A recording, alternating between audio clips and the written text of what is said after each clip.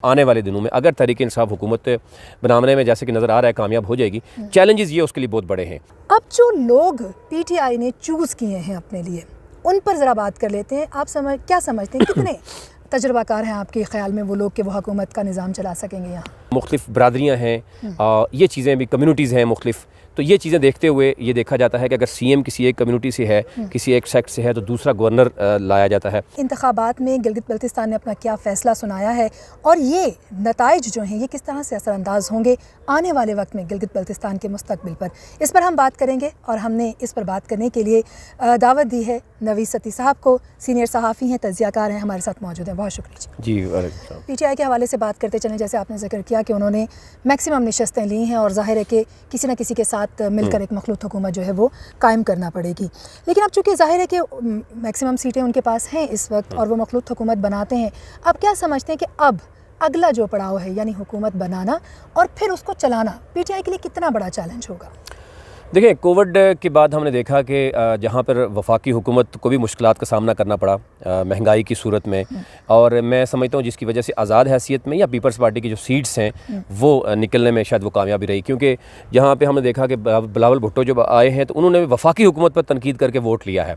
उन्होंने कोई जीबी में मुस्लिम लीग नून की जो पहले से हुकूमत थी उसके ख़िलाफ़ कोई बात नहीं की। वो हम देख रहे हैं कि वो ज़रा PDM की वजह से उन्होंने शायद मुलाकात कोई इस तरह की गुफ्तगू नहीं की।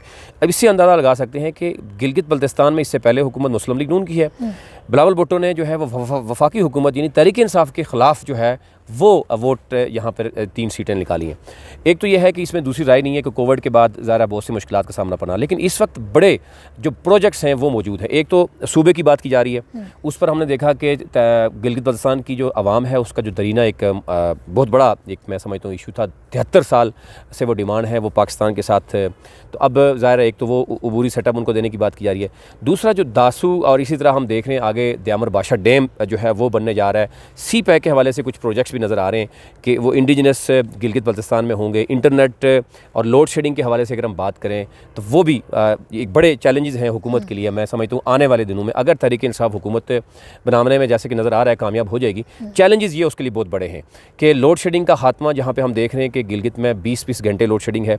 इसके साथ साथ वहाँ पर इंटरनेट की बंदिश की वजह से जो है वो नौजवान तबके से लेकर तमाम मकातब फ़िक्र के लोग जो है वो इससे परेशान नज़र आते हैं। इसी तरह वहाँ पर हम देख रहे हैं तो जॉब्स के हवाले से या दीगर जो इश्यूज़ हैं वो ये चैलेंज होगा तहरीक इंसाफ के लिए। अब किस हद तक वो इसको मैनेज करती है ये कुछ भी कहना काबिल वक्त। आपने चैलेंजेस के हवाले से जो है वो बात की और आपने कहा कि जैसे कि यहाँ पर हमने भी देखा बिजली के मसाइल हैं, सेहत के मसाइल हैं, तालीम के हवाले से भी नौजवानों को कई तरह की लिटरेसी रेट तो बेहतर है लेकिन मुलाजमतों के मौके कम हैं। फिर CPEC पर आपने बात की। अब जो लोग पीटीआई ने चूज़ किए हैं अपने लिए, उन पर ज़रा बात कर लेते हैं। आप क्या समझते हैं कितने तजुर्बाकार हैं आपके ख्याल में वो लोग कि वो हुकूमत का निज़ाम चला सकेंगे? यहाँ देखें, तहरीक इंसाफ का स्लोगन जो था वो था नज़रियाती या यूथ या जो है तब्दीली।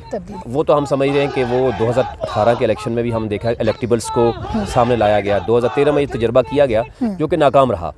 उसके बाद गिलगित बल्तिस्तान में तो हम देख रहे हैं कि 7 सूबाई वज़ीर जो थे मुस्लिम लीग नून के, जिन्होंने बाकायदा तौर पर PTI को ज्वाइन किया, बड़े बड़े बुर्ज में मैं देखता हूँ कि वो भी यहाँ पर गिरे।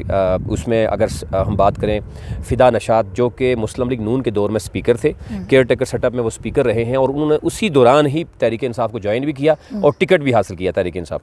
लेकिन बदकिस्मती ये रही कि वो हारने में वो हार गए, क्योंकि वहाँ पर ही मौजूद तहरीक इंसाफ के जो उम्मीदवार थे टिकट के लिए, ज़ाहिर है वो एक तो हम देख रहे हैं कि वो नज़रियाती भी थे, बड़े अरसे से पहले से तहरीक इंसाफ में मौजूद थे। तो आज हम देख रहे हैं कि एक तो इस तरह के 3-4 बड़े जो लोग थे, जिसमें इब्राहिम सनाई जो भी वो भी सूबाई वज़ीर थे, वो मुस्लिम लीग नून को छोड़कर PTI में गए, वो भी हारे। इसी तरह फ़िदा नशात हैं और साबिक़ जो 2 वज़ीर आला हैं, हाफ़िज़ हफ़ीज़ुर रहमान हल्का 2 की अगर बात करें तो वहाँ पर जो विनिंग कैंडिडेट है तकरीबन 7000 के करीब वो वोट ले रहे हैं। हाफ़िज़ हफ़ीज़ुर रहमान ने 2100 वोट लिया, तो उससे अंदाज़ा भी किया जा सकता है कि। और इसी तरह जो साबिक़ वज़ीर आला थे पीपल्स पार्टी के सैयद मेहदी शाह स्कर्दू 1 से वो हारे हैं, वहाँ पर ज़करिया जो है वो कामयाब हुए हैं।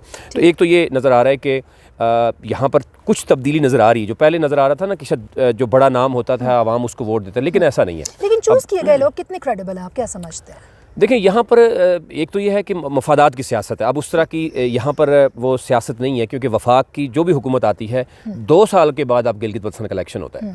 तो ज़ाहिर है जो हुकूमत वफाक में मौजूद होती है उसी ने गिलगित बल्तिस्तान में या कश्मीर में इलेक्शन कराने होते हैं। इससे पहले तो हम ये भी देखते थे कि गवर्नर भी वहाँ से आते थे। साबिक वज़ीर आला की तो हमने बात कर ली, हाफिज़ हफीज़ुर रहमान। अब हम नई हुकूमत में बात करते हैं।